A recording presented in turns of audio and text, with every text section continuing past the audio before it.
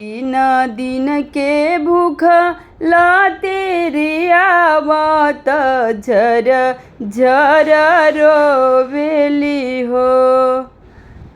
तीन दिन के भूख तेरे आवत सुनिए छठिया मैया हो।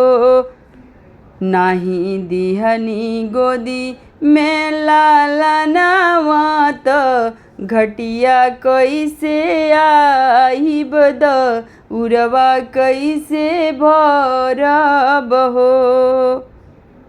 नाही दिहनी गोदी में लालनवा रत कैसे करब द उरवा कैसे भरब पूजन कैसे करब हो।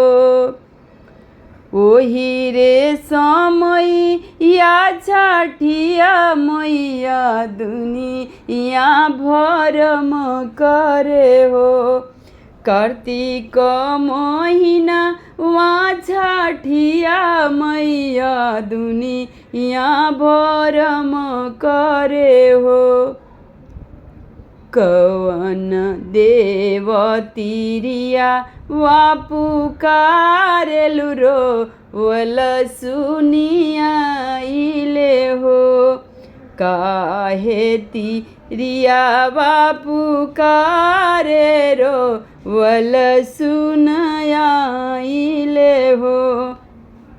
सोनावा के रथी चढ़ छठिया माई सीता आगे खड़ भैली हो। सोनावा के रथ चढ़ छठिया माई तिरियवा आगे खड़ भैलू हो। कवन संकट तोहरे पड़ले त झर झर रोवेलू हो।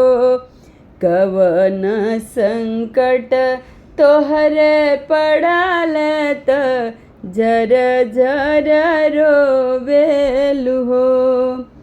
छूटी गईले घर परिवारवत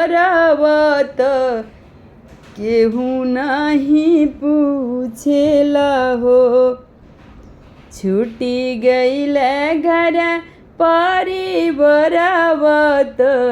केहू नहीं पूछेला हो।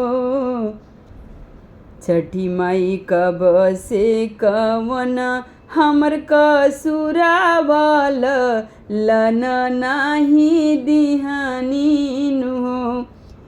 छठी माई कवन भइले हमसे कसुरावल लन नाही दिहनी बिनतिया नाही सुनीले हो।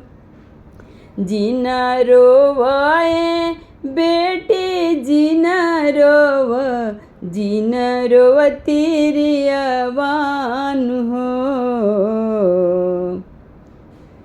आजू के दिन वाला लनवाया गन तोहर खेली हैं हो।